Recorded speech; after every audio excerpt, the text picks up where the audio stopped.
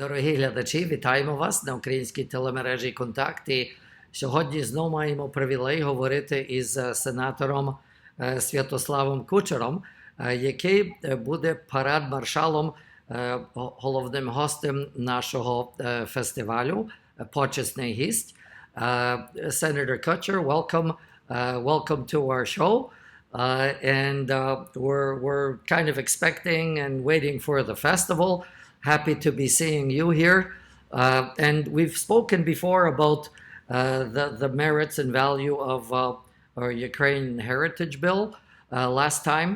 And maybe we could get more into about what mental health means for the community and your specialty, mental health for youth. Where do we stand on that as a community? Привіт, добрий день. And it's lovely to be here, and I must say I am looking forward to this incredible festival. I have been speaking with many of my colleagues. I understand that a number of senators are not going to come. They're all excited. So this is the kind of excitement that we want not only to have within our own community, but we want everybody to share in. So I want to thank you for all the incredible work that you and your team have done to make this a reality. So everyone's just so much looking forward to it. And you know, while we're on the topic of community, that just weaves perfectly into mental health, because there are, when you look at what is it that keeps us healthy mentally, there are six things that we talk about, and I call it 5 to thrive, but there's 6, but 6 doesn't rhyme with thrive, so you can't say 6 to thrive. So you 5 to thrive plus 1. So these are what they are: exercise, vigorous exercise, at least 3 to 4 times a week, getting proper amounts of sleep, eating good nutrition. Don't do drugs and alcohol, things in moderation. And then the 2 really important ones that deal with community is have powerful, long-lasting, positive relationships with other people, and work at doing good for the people around you. And those last 2 things are fundamental to our mental health, but they're also fundamental to our physical health. So nothing about mental health can be separated from physical health. The brain and the bicep both grow and develop on the same thing. Okay, it's so important for us to understand. Well, it's very amazing that you're saying that, because I don't know if my, how do I say, my generation does that properly, but I would suggest that our parents were really into that with community. They were, before they were settled themselves, they built community halls, they built churches. So it's kind of interesting that you are now mentioning this. Absolutely. And you know, when we talk about community, we all live in different communities. And so community is not just a simple, this is what community is, because all of us live in different communities. We have our family, that's a community. We have our friend network, that's a community. We have the place where we live geographically, that's a community. We have the place where we work and the people that work there, that's our community. But in all of those, if we put them all together, that's our community. And the thing about community, there are 2 parts to it for your mental health. The one is, what does it give to you? And 2, what do you give to it? So it's a 2-way street. You get and you give.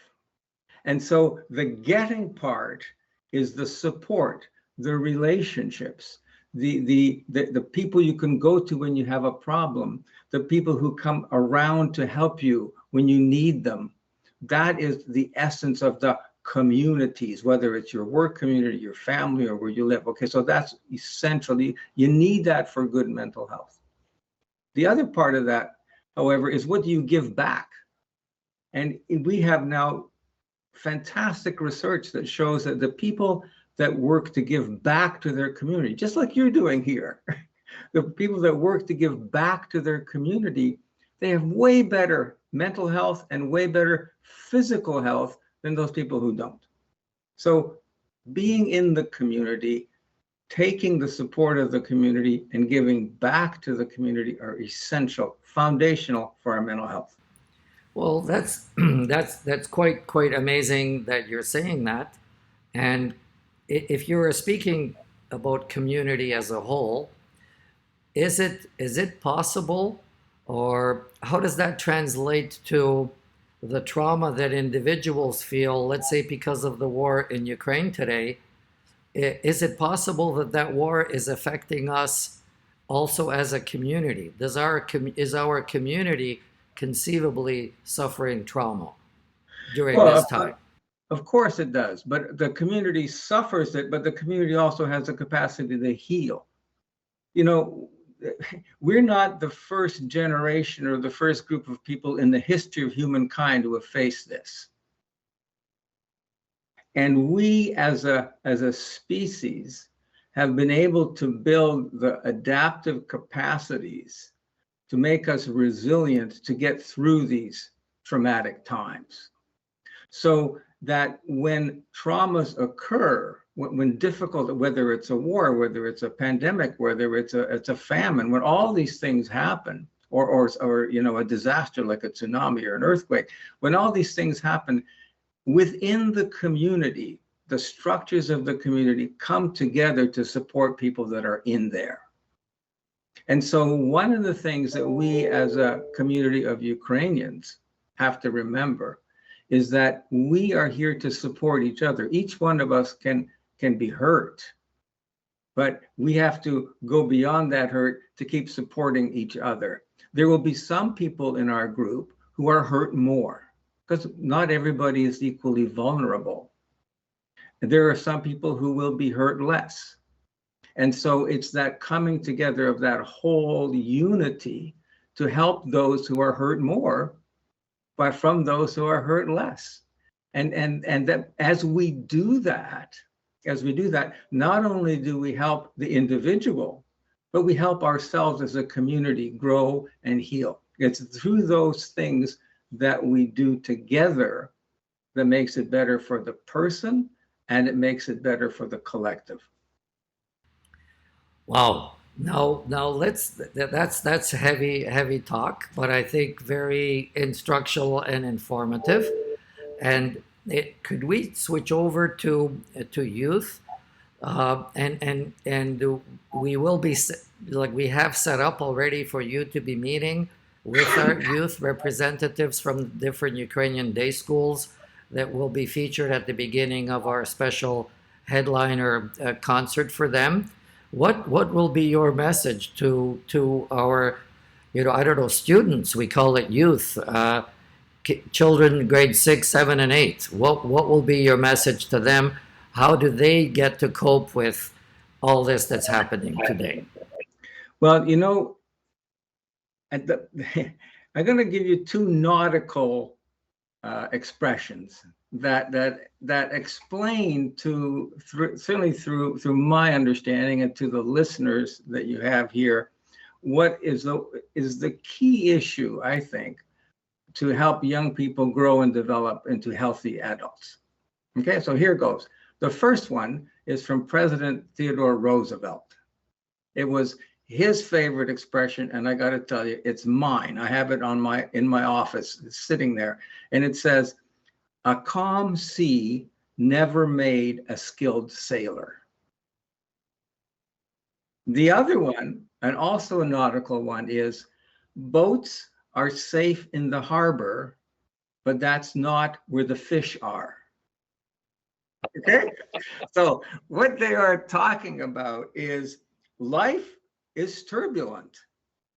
It has its huge challenges. And we have to expect that life will be challenging. And it will be challenging in little things, and it will be challenging in big things. And when we face these challenges, when we're confronted with these challenges, they make us feel bad. And the reason that they make us feel bad is because our brains are telling us, hey, listen, Yuri, you got to pay attention to this. So it makes you feel unhappy, dysphoric, disgruntled, dismayed, whatever, distressed. That's a signal that shit is happening and you got to deal with it. Okay? It's important that we don't try to turn that signal off. So what I see happening for young people is they're taught, oh, you feel a bit of stress. Oh, start meditating. Oh, go do this. Oh, it's stress. No, when you're feeling the stress, you say, oh my gosh, what's happening in my life that I need to pay attention to? Because this is a signal telling me I got to pay attention to something. And then, oh, okay, that's what it is. What do I have to do to deal with that issue? Do I have to get help from my parents? Do I have to talk to my friend? Do I have to get advice from my teacher? And what can I learn from this situation? What competencies do I have to develop to deal with this? Okay, I got an exam coming up. I'm feeling worried and upset about the exam. It's not anxiety, it's just normal worry and upset. What do I got to do? I got to study. That's my response. And so now I've got something and I'm going to do something about it. Okay, and when we do something about it and what we do is successful, that signal goes away. It's done its job. And the thing is, you have to do that with little things when you're younger so that you can do it with big things when you're older.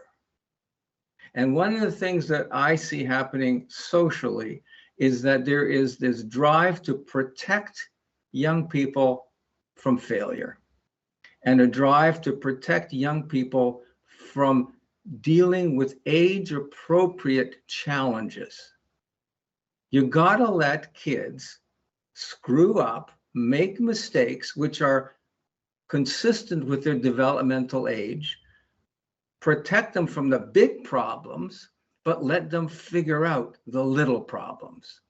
Because if they don't learn how to do that when they're 7 and 8 and 9, when they get to be 28 and 29, they won't know how to do that then either.